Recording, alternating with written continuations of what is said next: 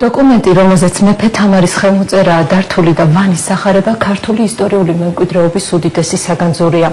ცნობილია, რომ ვანის სახარება მეფის ერთ-ერთი ყველაზე განსაკუთრებული წიგნი იყო, რომელსაც მეფე მუდმივად თანატარებდა.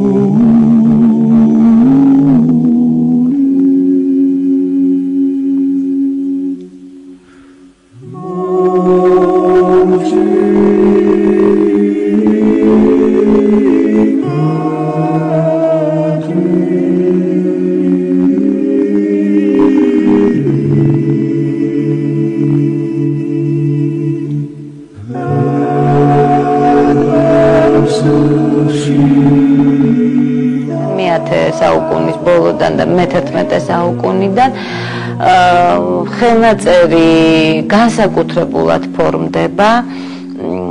საზეიმო დანიშნულების წიგნები ამისი მაგალითია. ესე იგი, მრავალფიგურიანი გამოსახულებებით, მინიატურებით, თავსამკაულებით, შესანიშნავად გაფორმებული საზედაო ასოებით და ამის ერთ-ერთ საუკეთესო ნიმუშს წარმოადგენს სწორედ ვანის სახარება. ვანის ოთხთავი, რომელიც საგანგებოდ გახლდათ თამარ მეფისათვის გადაწერილი. მისი მომგებელი, მისი დამკვეთი, დამფინანსებელი, უზრუნველმყოფი გახლდათ თავად თამარ მეფე. ვანის სახარება გადაუწერია იოვანეს, რომელიც ბიზანტიაში მოღვაწე ქართველი კალიგრაფი ყოფილა. იგი მოღვაწეობდა ილარიონ ქართველის დაარსებულ რომანას მონასტერში. ხელნაწერის ბოლოს გადამწერი იოვანე თვითონ მოგვითხრობს, რომ ეს სახარებაი მე იოანე უღირსმან, საყვარმან, მლოცველმან წმიდის დედოფლის თამარისამან ვიოფლე წერით ქალაქსა კონსტანტინოპოლსა შინა. ლოცვა ყავთ ყოველთა. წიგნი მოუხატავს მიქაელ კორესელს, ის ბიზანტიელი ხელოვანი გახლავთ და როგორც მოიხსენიება, არის ოქროითი მწერალი. თავისთავად ის, რომ ქართველთან ერთად ბერძენი მიქაელ კორესელი იღებს მონაწილეობას სახარების შექმნაში, ეს უკვე მიუთითებს, რომ თამარის დროინდელ საქართველოში გრძელდებოდა ეს ტრადიცია და ბიზანტიასა და საქართველოს ჰქონდათ მჭიდრო კულტურული კავშირი და ურთიერთობა. ხელნაწერი მართლაც უზადოდ არის, ჩინებულად არის ჩვენამდე მოღწეული. ნაწერია ორ სვეტად, ნაწერი გახლავთ შესანიშნავი კალიგრაფიული ნუსხურით და მთელი ტექსტის დათვალიერებისას ნახავთ, როგორ სჭარბობს ოქრომელანი უხვად არის გამოყენებული. ოთხივე სახარებას ერთვის მახარებელთა გამოსახულებები, ორი იარუსიანი კომპოზიცია და ესე იგი ქვედა წარმოდგენილია შესაბამისი მახარებელი. ქვედა იარუსში წარმოდგენილია სცენები საუფლო დღესასწაულებიდან.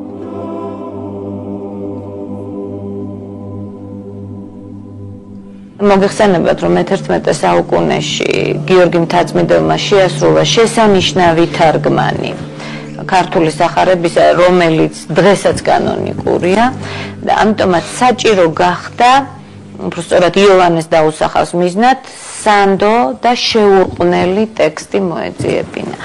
ამ მიზნით ბერი ზაქარია საგანგებოდ გამგზავრებულა მთასაწმიდასა. წიგსაცავში ათონის ქართულთა მონასტერში მას მოუძიებია გიორგი მთაწმიდლის ავტოგრაფი, ანუ უშეცდომო ტექსტი. მისი გადაწერა დაუვალებია შემდეგ შატბერდელი მოღვაწე სტეფანესათვის. სტეფანეს სახარება გადაუწერია და უკვე იმ ცალიდან გადაწერა იოვანემ ეს ტექსტი. ავტოგრაფიიდან მომდინარეობს ეს სახარება და ამდენად ტექსტის შესწავლისათვის ამას ქართული მეცნიერება დიდ მნიშვნელობას ანიჭებს. ყველა ფურცელს აი ზემოთ აქვს, როგორც ხედავთ, მოკლე ფრაზები დაწერილი. ყველა გვერდს სახარებისას. რაც ნიშნავს იმას, რომ ესე იგი სახარების ამ გვერდზე წარმოდგენილი ტექსტის ესეთი მოკლე რეზიუმესავით ტექსტია მოცემული. 800 წლის წინ აი თვითონ მეფე თამარი ეხებოდა ამ ხელნაწერს. აი მე-14-მე-15 საუკუნეებში უკვე ხელნაწერი შორათას მონასტერშია. იგი შეუწირავს შორათასათვის პატრონ ნათიას. შემდეგ ხელნაწერი გადაიტანეს ვანის მთავარანგელოზის სახელობის ეკლესიაში. მაგრამ აქედანაც დაკარგულა და უკვე მოგვიანებით მე-18 საუკუნეში 1778 წელს იგი კვლავ გამოუსყიდია აფხაზეთის კათალიკოს იოსებს მეფის ძეს და კვლავ შეუწირავს ვანის მონასტრისათვის. დღესდღეობით აგერ ეს ხელნაწერი ყდაშია. ეს უკვე თანამედროვე 70-იანი წლების სარესტავრაციო განყოფილებაშია შესრულებული ეს და მოკლედ ყველა თანამშრომლისთვის და ალბათ ყველა მნახველისათვის მართლაც დიდი პატივია ამ წიგნის ნახვაც, მასთან შეხებაც.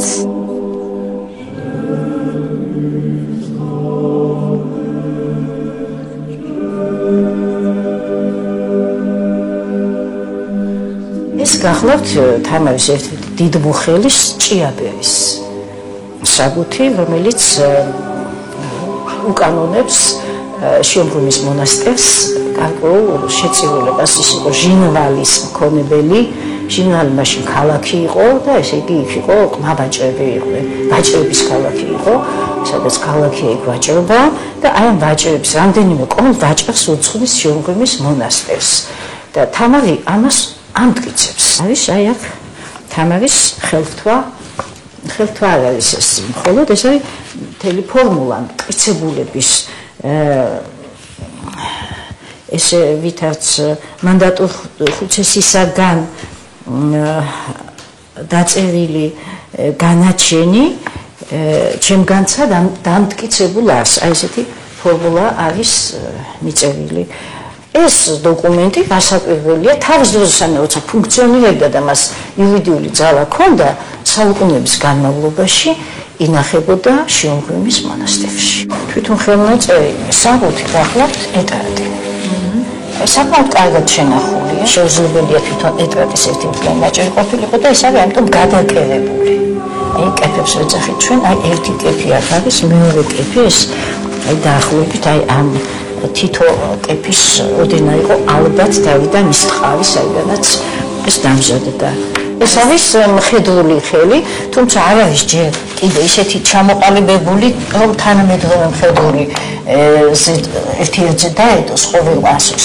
თუმცა უკვე აი ძალიან არც თუ ისე ძნელია, ცოტა გაწაფვა უნდა რომ ეს მხედრი. ეს არის გარდამავალს ვეძახით ჩვენ, დივან წიგნობურს ეძახიან ამას მეცნიერები, იმიტომ რომ საერთოდ მხედრული ხელი გაჩნდა დივან წიგნობების სამეფო კანცელარიაში.